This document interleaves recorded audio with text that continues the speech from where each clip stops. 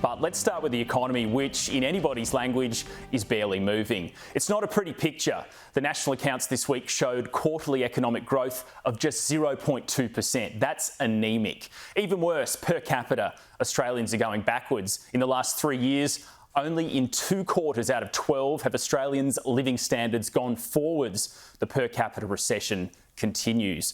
Productivity, which is supposed to drive our economy forward, is still going backwards. And you might wonder about the impact of the cuts to interest rates and tax cuts and cost of living relief. Well, Australian families are in such a funk. They save the money. The household savings ratio is sharply higher at 5.2%. But there's another riddle in all this. The economy and households are depressed, but the coalition could still not lay a glove on the Labor government at the last election. In fact, they went backwards. Now the chore of trying to land that blow goes to Deputy Liberal Leader and the Shadow Treasurer, Ted O'Brien. He has the pedigree, a Masters of Economics from the London School of Economics, a 10-year stint as a consultant at Accenture, and MBA from Melbourne University. But with the coalition in such a weakened state, it remains to be seen how effective he is in fighting back against Labor's entrenched position. Business editor Ross Greenwood this week spoke with Ted O'Brien in his first major post-election interview. Well, there's no doubt that we are going to learn a hell of a lot of lessons, Ross, about the election campaign and the message the Australian people sent us on the 3rd of May. When you look at what a dreadful job the Albanese government has been doing, well, we should have landed harder blows. There's no doubt about that. For some reason, we didn't. And what we were offering the Australian people, they weren't buying. We've got to be candid and upfront about that. But there are more lessons to learn, and that's why we are on the ground. We're listening. But right now, well, we're still in opposition. Job 1, we've got to hold this government to account. Job 2, we have to formulate a compelling proposition for the Australian people at the next election. OK, but it was all about trust. They didn't trust the coalition to run the economy, to run their economy. And so from that point of view, it is what you do to rebuild trust. And again, even with the dispute you've had in recent times with the National Party, it seems as though the two parties and even their individual policies seem to be at odds, and that doesn't engender that trust. Well, we do have a coalition agreement, and so we are absolutely united, Ross. And look, if you're going to have a debate between the coalition parties, immediately after an election is the time to do it. But indeed, there was an agreement signed and sealed. We are, as a united force, going to be taking the government on. And I tell you how we build trust. We've got to go back to where it all began. Where it all began for us was with a common set of values. And those values are all around opportunity, freedom, making sure that we believe in equality, a fair go for all, a belief that with effort comes reward, that with rights come commensurate responsibilities. These are the things that we need to anchor to so that we can formulate policy that has a very clear line of sight to a belief system. Because I believe that Liberal values, Ross, are Australian values. Because we believe in the individual, we believe in the family, in the community, we believe in the enterprise and in the entrepreneur. And the more we can anchor to those values and who we are fighting for, I believe we can rebuild trust with the Australian people. Okay. Australia needs us to do so. But in my view, the coalition took some very anti-Liberal policies to the last election, like trying to bust up supermarkets or insurance companies. They're not Liberal values, busting up companies, because sure, you don't want too much market power, but there was no evidence of that. And yet there were still these policies to bust up business. So look, again, we are reviewing a lot of policies. Some policies we have already agreed with the National Party that there is an in-principle approach to take forward. I think the one that most people do look at, Ross, is the fact that we oppose tax cuts. And I think that probably is the clearest example of something that was not consistent with our values as a party. And again, we've got to put our hand up and own that and say, well, we took the wrong turn there. And as we move forward, we have to anchor to our values. That's what we'll be doing as we're moving forward. So can I ask you, are the Liberals still the party of business, of smaller government, of lower taxes? Are they the aspirations that you spoke about earlier? Are they still the aspirations of the Liberal Party, of this coalition? 100%, Ross. Because we believe if you're going to look after the individual, you're going to look after the family, then there's a role for government, don't get me wrong there, but Labor, their approach is to put government at the centre. That's not our approach. Our approach is to put the individual at the centre. Allow the individual to have aspiration. Now, that aspiration might manifest itself for a lot of people in enterprise, in starting their own business, in chasing down a new idea, in R&D, in putting a buck into an investment. That's what we encourage. That is quintessential Liberal policy. And that's the approach we'll be taking through this term of government as we formulate our policies moving forward and as we hold the Albanese government to account. Okay, so the anti-business attitude of the government, because there is a broad view that this government has been anti-business, and what it was alarmed by was the coalition was going down the same route. They were really concerned about industrial relations changes, about the lack of progressive tax policy in Australia that promoted business, of the energy policy in Australia. They're the three key issues. The question is now where the coalition lands on each of those issues. And we'll be formulating those policies over time, Ross. We'll take our time to do it. But you're right, and I think we're seeing that in the national account figures that came through. I mean, we are in a race here. This is a competition internationally. We have to attract investment into Australia. But if you look at taxation, if you look at industrial relations, if you look at energy, if you look at regulations, approvals, we have a suite of policies right now in Australia by the Albanese government, which is actually sending all the wrong signals to investors. Not just international investors, but investors here in Australia. And again, this is coming through in the figures. And we know, my background is certainly a lot of international business. We know that internationally, Australia is developing a reputation as a high sovereign risk country in particular sectors. We saw that in the last term of government with gas and with coal.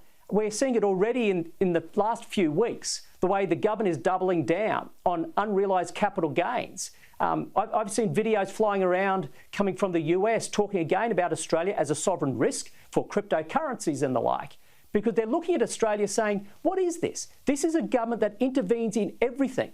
They can't get their house in order, so clearly now, through this super tax, they're going after the savings of their own citizens. And to introduce something as perversive, as dangerous, as a tax on unrealised capital gains, that sends all the wrong signals to investors in Australia and internationally.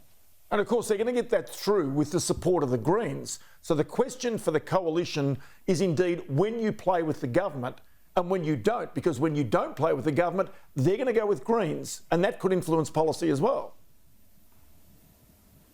And Ross, what we heard only the week that's been from the Treasurer is he has every intention just to keep on going. He doesn't want to deal with the coalition. He was out there waiting to go into the warm embrace with the Greens. They are effectively wanting to turn what has been a saving scheme for the individual into a revenue scheme for government. They know they're not going to get that from the coalition. We will fight this every step of the way, but they will get it from the Greens. There's no doubt about that. And over time, we'll continue to see Australia becoming poorer, weaker, and more dependent on foreign supply chains. That's the inevitable consequence of what Labor's doing right now. So, given that situation, does it mean that really now Green economic policy, because the Greens' economic policy pre-election was pretty much out there, that you are concerned that the Albanese government really now has free rein in our parliament? They'll dress it up as tax reform, but in reality, it's going to be trying to take almost the class wars and taking a bigger chunk out of wealthy Australians and out of businesses. Yeah, you know, Ross, I'm not sure if it really is class warfare. I think Labor wants to sell it like that. I mean, Labor wants to go around telling the Australian people that their new super tax is all about, you know, taking on the fat cats with their multi-million-dollar portfolios, taking money from the wealthy, and that will help fund the good deeds of the government. That's not the case at all.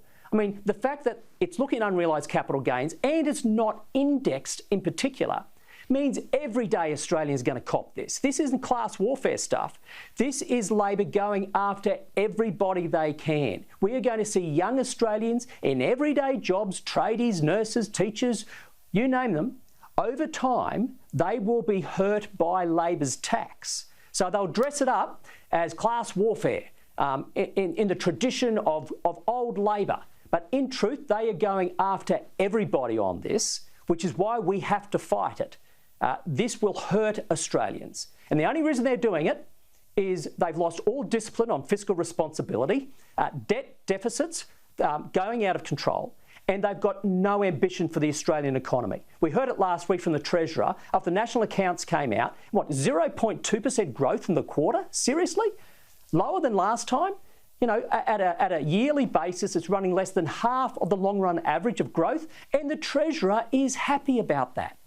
No ambition for growth of the Australian economy. And when you have no ambition and you overspend, you have no choice but to go after the earnings, the money of your own citizens. And that's what this super tax does. Okay, and so just this a quick is just one there. the start. This is their priority. Just a quick one there. You talk about the anemic growth, and it is anemic. There's no doubt about that. Productivity is going backwards. I know you're not going to give the Treasurer too many hints along the way, but if you were in a position of power, what are the ways to actually strike some sort of better growth than what Australia needs? That's the thing that's needed for our economy right now, is stronger economic growth.